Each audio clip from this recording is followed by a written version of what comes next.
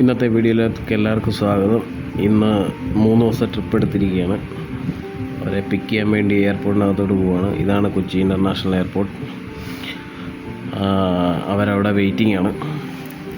ഇത് നേരെ അമ്പലത്തിലോട്ടാണ്. ഇത് കാലടി ശ്രീ ശങ്കരാചാര്യ ടെമ്പിളാണ്. ആദ്യത്തെ വിസിറ്റ് ഇവിടാണ്. ഇത് കഴിഞ്ഞ് നേരെ പോകുന്നത് ശങ്കരാചാര്യർ ജനിച്ച സ്ഥലമാണ്. ശങ്കരാചാര്യ മഠമെന്ന് പറയും. ഇനി അടുത്ത് അങ്ങോട്ടാണ്. ഇതാണ് കാലടി ടെമ്പിള്. ഇവിടുന്ന് ഒരു 1.7 കിലോമീറ്റർ ഉണ്ട് മഠത്തിലോട്ട്. ഇതാണ് എൻ്റെ ഗസ്റ്റ്. 2 പേര് പ്രായമുള്ളവരാണ്.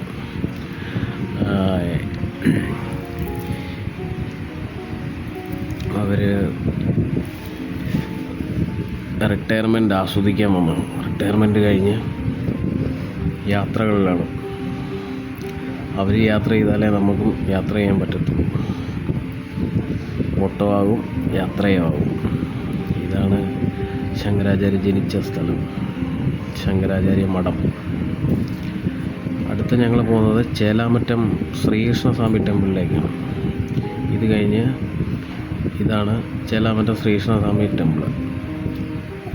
ഇതിന് ദക്ഷിണഗംഗ എന്നും അറിയപ്പെടും.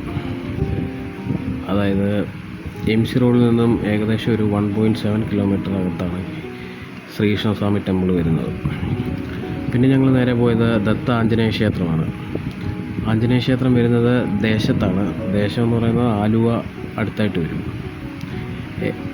മെയിൻ റോഡിൽ നിന്ന് ഏകദേശം ഒരു 2 കിലോമീറ്റർ അകത്തായിട്ടാണ് ദത്ത ആഞ്ജനേയ ക്ഷേത്രം സ്ഥിതി ചെയ്യുന്നത്. ഇതാണ് ദത്ത ആഞ്ജനേയ ക്ഷേത്രം. അവിടുന്ന് ഞങ്ങളൊരു ചായ കുടിച്ച് പേരറിയാത്തൊരു പലഹാരം നിന്ന് നേരെ പോയത് ആലുവ മഹാദേവ ക്ഷേത്രത്തിലേക്കാണ്. ഇവിടാണ് വെള്ളപ്പൊക്ക സമയത്തെല്ലാം വെള്ളം കയറുന്നതും. അപ്പുറത്ത് പെരിയാറാണ്. ആ കാണുന്നത് പെരിയാറാണ്. ആ പെരിയാറ്റിൽ നിന്നാണ് വെള്ളം കയറുന്നത്. ഏകദേശം ഇതിൻ്റെ മണ്ടയിൽ വരെ വെള്ളം വരും മഴ സമയത്ത്. ഫ്ലഡിൻ്റെ സമയത്തൊക്കെ ഇവിടെ മുങ്ങിക്കിടക്കുമായിരുന്നു. ഇതാണ് ക്ഷേത്രം.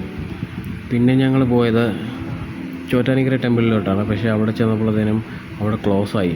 8 മണിയാകുമ്പോൾ അവിടെ അടയ്ക്കും. 8 മണി കഴിഞ്ഞ് ഞങ്ങൾ ചെന്നപ്പോൾ. അപ്പം ഇനി നാളെ വിസിറ്റ് ചെയ്യാമെന്ന് അവർ പറഞ്ഞു.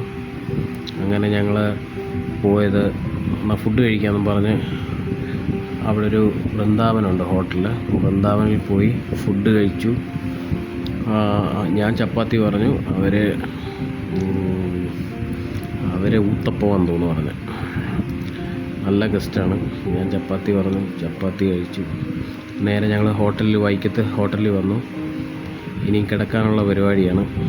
ഇനിയും പോയി കിടക്കണം. വണ്ടിയിലാണ് കിടപ്പ്. വീട് വിട്ടിറങ്ങിയാൽ വണ്ടിയിലാണ് കിടക്കുന്നത്.